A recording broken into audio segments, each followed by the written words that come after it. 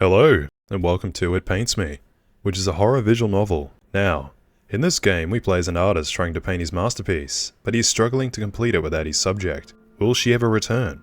Now, before we start, I just wanted to quickly say thank you for 500 subscribers. It is actually so cool. I absolutely love seeing the support and reading your comments. It brings me great joy. Here's to 500 more. But without further ado, let's get into it. Ooh, voice acting. Every night I find myself alone in the studio, curtains drawn tight, my neat row of paints, palette and brushes in the same place on the drawer by the easel. The canvas upon it sits, as always, unfinished. Mary's half painting, face frozen in silent song. Ooh. It's light out, as it always is when I awaken here. Mary is nowhere to be found. She must still be at the theatre. Even when the curtains fall and the stage lights dim, the night is forever young to its star sopranos. I would always wait outside her dressing room, roses in hand, scores of other bright-eyed admirers spilling through the halls, though she alone was mine. And I was hers. It's cold, bitterly cold tonight, but I still draw the curtains and open the windows wide. There's a stench in the room, deep and damp and sickly sweet, that I can't ever seem to be rid of. Besides that, the fumes from the linseed oil make my head spin. Like every night, I measure up my paints, arranging the small dabs of colour in my palette from lightest to darkest. Titanium white and cadmium yellow to corpse brown and lamp black. I wet my brush with oil and gently start mixing the pigments. Lamp black. It feels just a bit like magic, watching them swirl and mix, forming new colours from old. Ooh, we have options, okay. I paint her hair, I paint her face. The hair's like already there, I want to see her face. I mix a tone as warm as her cheeks as I envision Mary's sweet face in my mind's eye. Her lips like roses, the graceful turn of her nose, those eyes that glittered like stars under the candlelight. Let's see it. It's no use. I can't focus. Her features are as blurred in my mind as the mess of oil and pigment smeared across my canvas.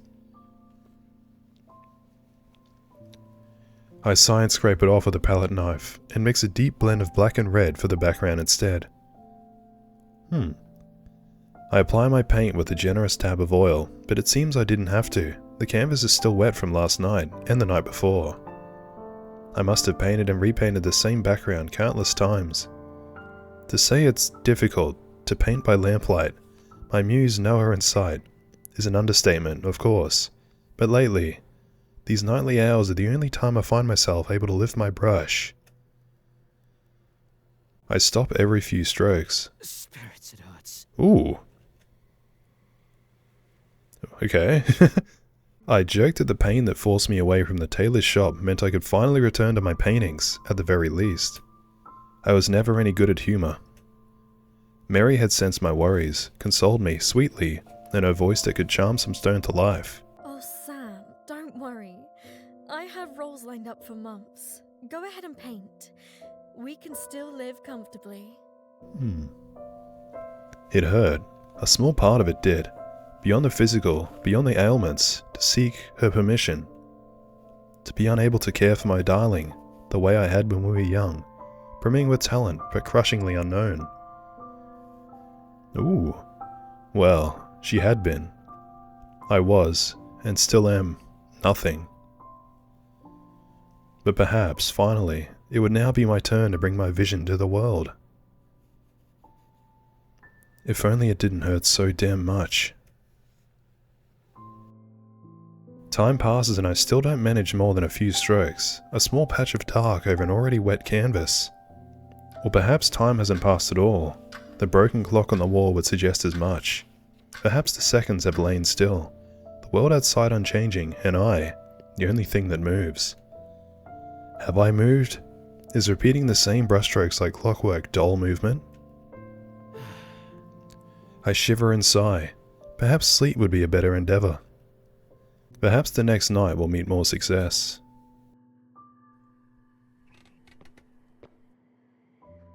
I stand, setting aside my paints and palette. and slowly move to shut the windows. I stop. There, out in the front garden, barely lit by a street lamp, stands a figure that can only be Mary. She bids goodbye to another figure, tall and broad-shouldered, and then she laughs. A beautiful laugh, a heartfelt laugh, and embraces him before he makes his reluctant exit on a carriage stopped by at the gate.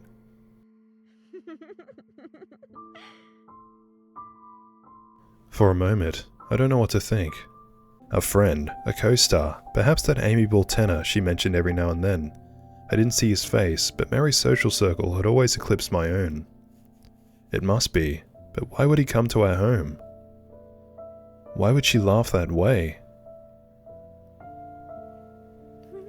In the garden, in the midst of walking to the front door, humming to herself, Mary suddenly looks up. For a moment, her eyes go wide, and she blinks as if shaking herself from a daze. I instinctively step back from the windows. Perhaps it's guilt that makes me do so. Mary is finally home, and oh, I've missed her so. How could the first thing I think upon seeing my darling be the worst thoughts my mind could conjure? For the first time in many, many nights, I feel just well enough to leave the studio.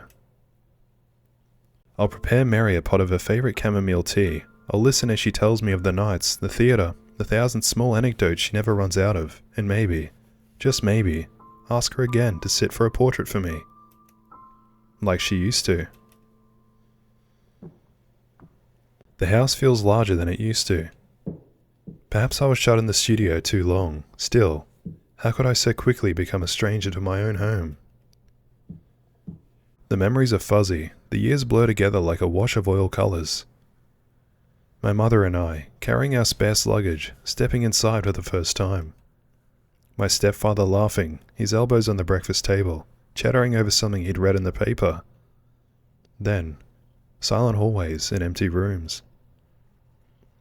And then, myself, welcoming my new bride to these solitary halls, hanging our newly taken portraits above the mantel.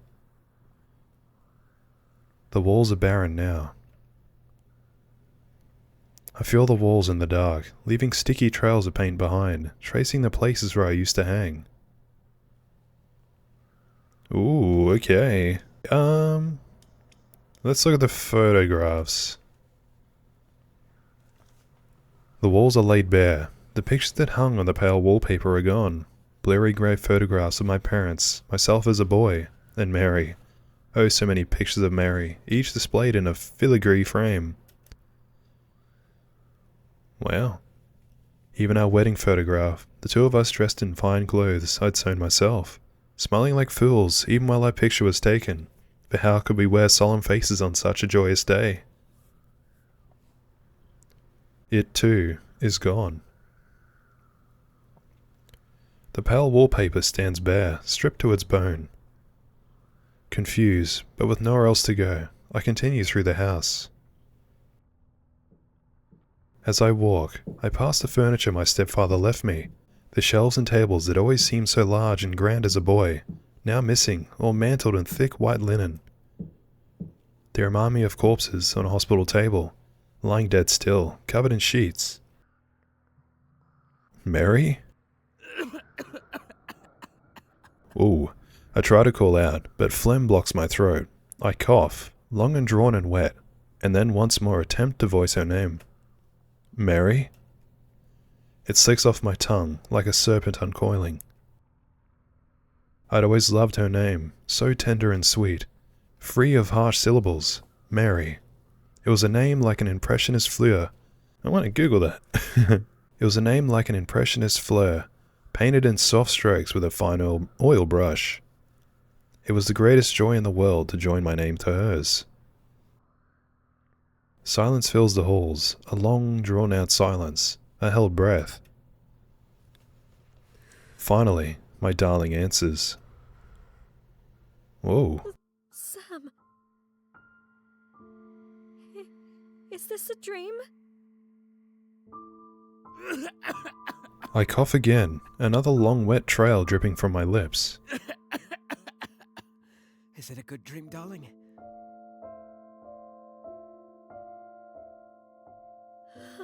I don't feels like a nightmare. An awful, wretched nightmare.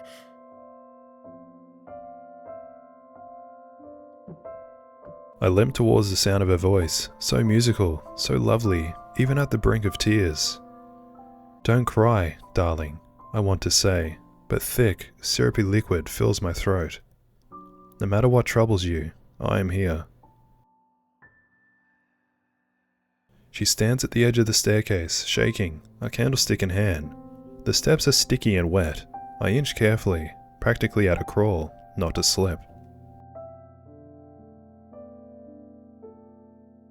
My darling lifts the candle as I approach. In the dark of the house, its flickering flame almost blinds me.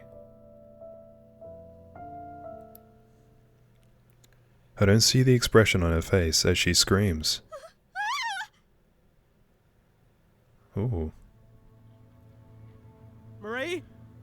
Where are you, my darling? Every word feels like a dagger puncturing my throat. I limp down each hall, leaving a trail of steps that feel damp and heavy, slick and wet. I try the door to our bedroom. No, Mary's room. I had started sleeping in the spare one when my coughing fits would wake her in the night. It was cold, so cold, alone, but my darling needed her rest. The knob is slick and hard to twist, my hands slipping on the brass. Finally, I managed to push the door open. Though it's completely dark when I peer inside, I know it's empty. No warmth, no flesh, no sound of sweet breath within. I continue down the hall. I trudge, my steps heavy and wet, trying not to slip over the thick, slick surface. Marie? What's wrong, darling? Please come out. I don't understand. The dining room is empty, truly empty. The shelves where the china and silverware were once neatly stacked now gape, hollow. The walnut table is covered in thick white sheet, the matching set of chairs removed. I rest against a blanketed table. My hand leaves a ruddy smear against the sheet. It must be more paint, though it's hard to make out in the dark. I'd needed spectacles for quite some time, but Mary had never liked the bookish type. I continue on through the familiar yet unknown house, my steps strained and slow, my breath short, sticky, wet. Marie! Where are you? Oh, Marie! It hurts! Won't you come to me? I hear the front door slam shut. It must be freezing cold out. Why has she gone to the garden? I tread to the sound with new urgency, uncaring of the sticky wet floors, forgetting for just a moment the pain that snaps and burns through my flesh. I reach for the oily, damp knob. Don't, Sam, please. Her voice rings from behind the door. I don't understand, darling. Have I done something to upset you? Her sobs echo loudly. I never thought an ugly sound would come from my darling's lips, but her words. I love you, Sam. I always will. But I can't bear to see you like this. Please, I beg of you, return to where you came. You can't be here. I've moved on now. What? Return where? Dearest, you aren't making any sense. Moved on. I'm your husband, Marie. What on earth is there to move on from? Please remember, Sam. You were ill. You were ill for a long, long time. And you never recovered. I know I'm unwell, Marie. But you said we would still... Are you leaving me? Because I can't care for you anymore? Is that it? You left me. You're dead, Sam. You've been dead for more than a year. If this is a joke, darling, it's a cruel one. Do you want me dead? Is that it? Am I better off dead to you? My darling does nothing but sob behind the door. How quickly I regret my words. Oh, if only I could see her face, look into her eyes, reassure her and see that she loves me still. I twist the knob with my slick, oily hands. No! Don't come out! Please! On the other end, with a sharp gasp, my darling grasps the knob close, pushing the weight of her small frame against the weathered wood. Don't come out! Damn. Oh my god, red! The text is red. Force the door open, let it go. Let's... I don't know. Let's force the door open. No. Not until you tell me what's going on. Are you leaving me, darling? After everything? I need you. I need you! My darling utters a sharp cry as the hinges groan against the frame, loosening her grip as she stumbles back onto the cobblestone path. I instantly forget her sharp words as I limp towards her side. Marie, are you alright? I'm so sorry. Stop it, Sam. I'll keep you alive. Every time I sing, I'll sing for you. I'll keep you in my song, in my art. Oh, but it hurts. Her shrill voice grates against the ooze spilling forth from my ears. It hurts. It hurts! My head rings, my chest is a hollow cavity, slippery and wet, flowing with hot, sickly fluid. I cough and spew more syrupy, warm liquid from my lips. Your art, it was always about you. Your fame, your voice, your needs, your wants, your desires. You were a work of art, of course, but did you ever think about me? Did you ever think about poor Sam, dying alone in a cold, white room? Poor Sam, who couldn't even hold a brush in his hands at the end. Poor Sam, left to rot into nothing. A year was all it took for you to forget me. I am shaking her, leaving smears of dark, muddy paint over her pale shoulders. The next moment, she breaks from me, running blindly into the street. The carriage doesn't stop for her. Of course it doesn't. My dearest is a wisp of dark curls, a black gown billowing in the night like a shade. She should be light as a breath, soft as a mist. Oh. But the song that comes is the scream of her breaking bones, her ripping flesh, the breath that leaves her lungs. Ha! But every sound my darling makes is beautiful. What the hell? I scoop her mass of flesh and deep crimson hair in my arms. Her blood pools around me, syrupy and dark, a colour so deep no artist's pigment could hope to capture. The purest scarlet of vermilion red, a dull stain in comparison. It is not Sam that I see staring back in the deep pool of our blood. Whoa.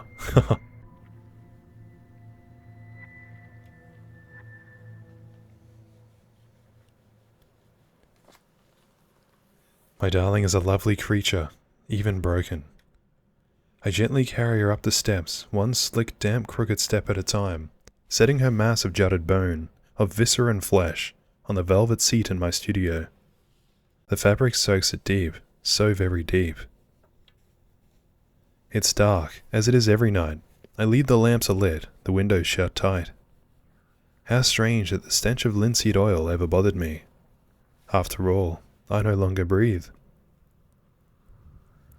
My darling sits still, ever so still, not a breath escaping her broken flesh. What a lovely model. Oh, what a wonderful thing. All the more beautiful now that it surely hurts to sing. Icon of agony. Damn. Oh, it is agony to hold a brush. It always does. But I can bear it. After all, who can truly create without pain?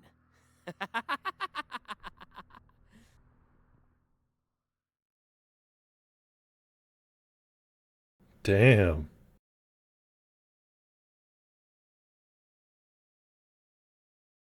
Ending 1. Muse.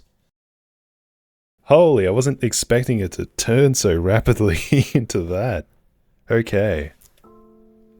Alright, so I'm gonna go back to here and just see if... So we chose to paint her face, let's see if painting her hair is any different. I blended dark deep red on my palette, as I envision her hair in my mind's eye. Mary rarely ever bound her hair locks in fashionable plaits or ringlets, not even on our wedding day. I remember how her glossy black waves almost shimmered beneath her veil. The colour on my palette is as dull as mud. I sigh and blend it into the background instead. I apply my paint with a generous dab of oil, but it seems I didn't have to. The canvas is still wet from the last night and the night before. Alright, so it seems that option only just changed that one bit of dialogue, so we will move on to the next one. Okay, so we looked at the photographs, now let's look at the paintings. The paintings I'd framed, the seaside landscape, I'd painted on our honeymoon, the watercolour sketch of Mary that couldn't hope to capture the sheen of her hair, the still life of candles and flowers that had wilted because I took so long to finish. Even the paintings of roses in a vase, the first gift I had ever given her. I wanted to bring you some flowers, but I was afraid they would wilt before I saw you next. You painted them. Oh, they're beautiful, Sam. The naked walls stare blankly at me. Confused, but with nowhere else to go, I continue through the house. Alright, so, now let's try that last ending. Okay, so now, let us let her go. I let go of the door, my hand slicking off its oily surface. Forgive me, Marie. I can see that you don't want to speak to me right now. But whenever you do, whatever this is about, I'll be waiting in the studio.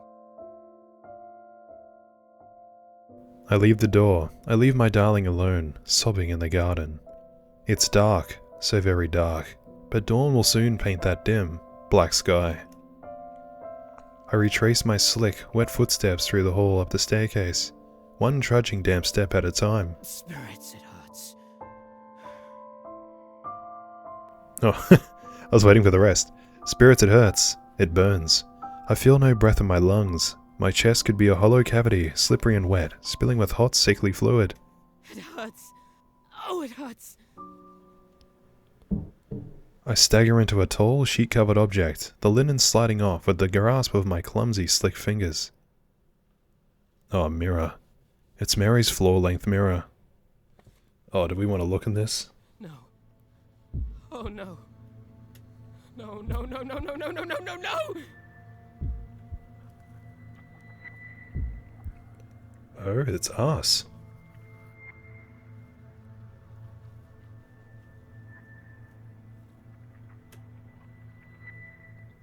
Damn. It broke the mirror. Come on, we're not that ugly.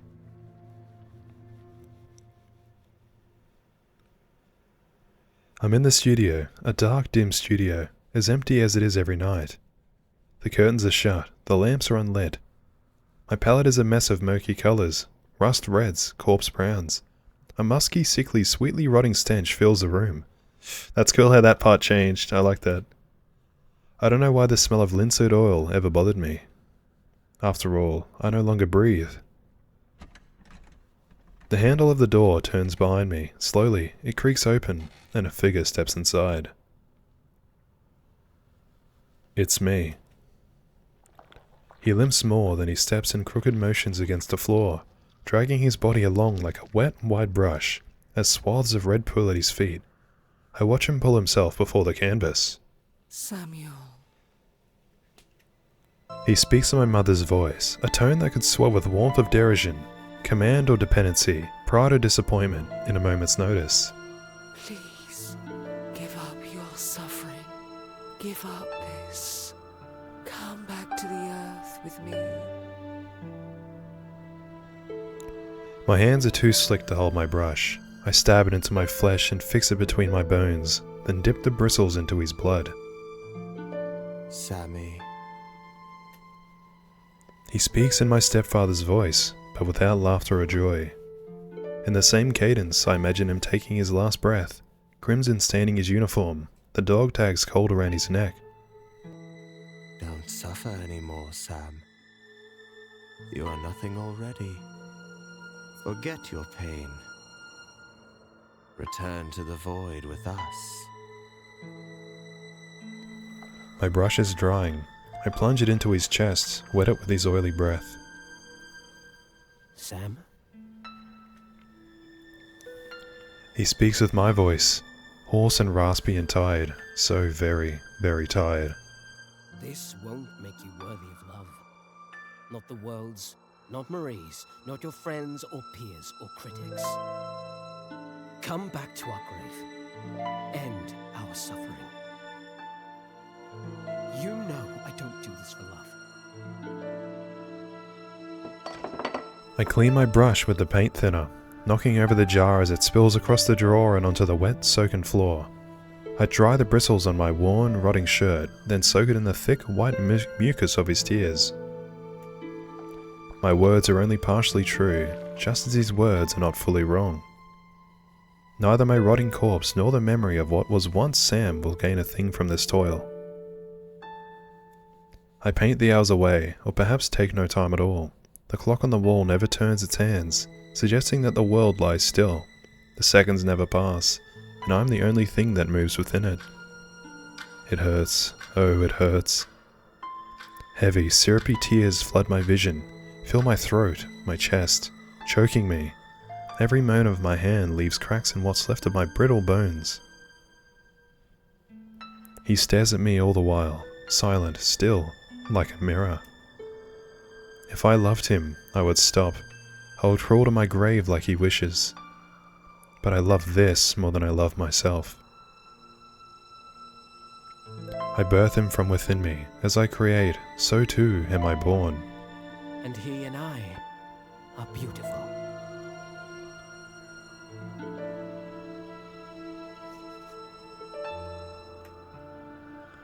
What? Ending 2, self-portrait. Okay.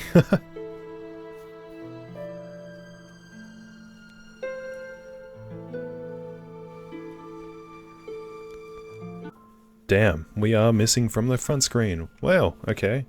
Okay, so it seems we can start again. Nice, okay, yes. I step through the darkness of the house, inch by inch, choking back dust and tears that threaten to spill. It had been months since I last stepped foot here, but every floorboard, every turn of its halls are as familiar to me as when sunlight once shone through the windows.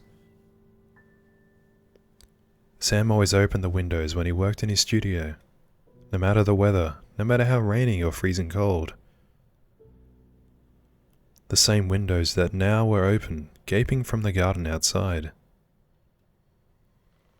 Someone had been through this house.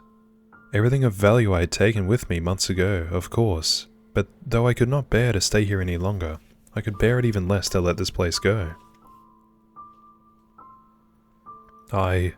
Sam had grown up here. This place meant so much to him, and I had so many memories, housed here, deep within its walls.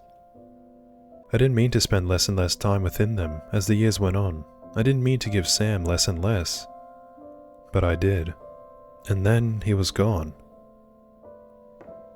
My heels clack against the wooden floorboards as my footsteps echo in the dark. I stop at the doorway of the kitchen. That old rickety shelf gapes out, empty, while the walnut table silently stands beneath a muffled sheet. On Sundays, when he wasn't off to the tailor's at the crack of dawn, we would have breakfast together. I remember how he'd sit at that very table, combing through the newspaper, carefully clipping out any new photograph of me that appeared. A sound snaps me out of my memories. Muffled footsteps, not mine. A voice calling my name. My heart stops in my chest. I swear I can hear it. Him. Not the academy student in a hand-me-down green coat, full of life, nor the man who waited by my dressing room with roses, almost too shy to present them to me. and not the man in the paint-stained apron hunched over a canvas, eyes locked in concentration. The owner of the voice cannot be that man, but it has his voice, calling out to me. My mind is playing tricks on me, it can't be. Holding my candlestick tightly, I slowly approach the staircase. Sam? I call.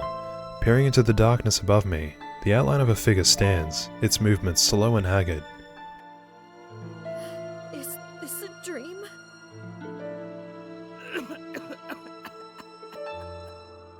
The shape in the darkness coughs and coughs again, in wretched pain. I choke back my own sobs in my throat. Is it a good dream, darling? He finally says. I don't know. It feels like a nightmare. An awful, wretched nightmare. As the figure steps into view, I blink against a flickering candlelight and finally look at him. My darling. Oh, my poor, precious Sam. No. What's left of him? Ooh, okay. Scream is what we did previously, so I assume embracing him is our new option. Let's go. I love you, Sam. I say through my tears, climbing the staircase one shaking step at a time. I always will. My arms meet rotten fabric and broken flesh. My lips meet bone and blood. Take me with you, I try to speak, but gag. Don't cry, darling. No matter what troubles you, I am here. Wild.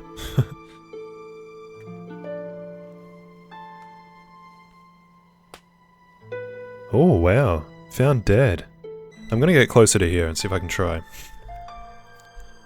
Acclaimed opera singer MME Mary Claremont was found, I'm not sure what MME is, was found dead in her former residence on Roe Veit after the former failed to show up to her performance at the theatre something last night.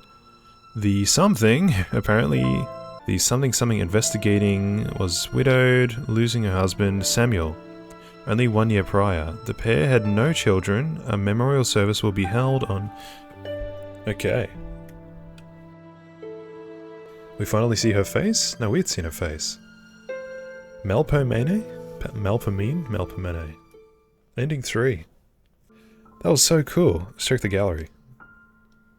All photos unlocked. There we are. What a lovely couple. Alright, that was It Paints Me. And what a beautiful yet horrifying game.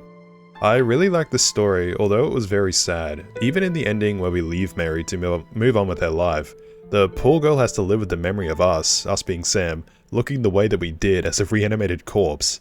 Although that may have just been how we looked when we died, which is pretty damn awful.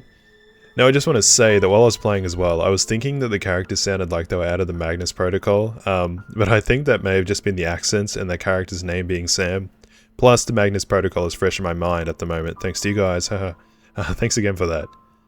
But I also just wanted to quickly say another thank you for 500 subs. Very cool. You're the best.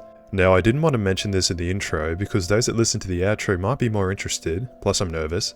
But I did create a Discord server which you can find on my channel profile, and I will also bury it in the description of this video. So please join that if you want. I like the idea of building a community alongside my channel, albeit slowly.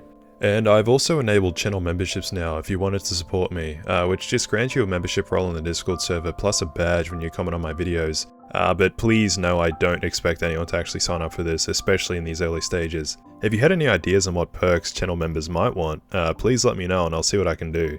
But, thank you so much again, I hope you enjoyed the video and I really look forward to your comments and seeing you next time. See ya.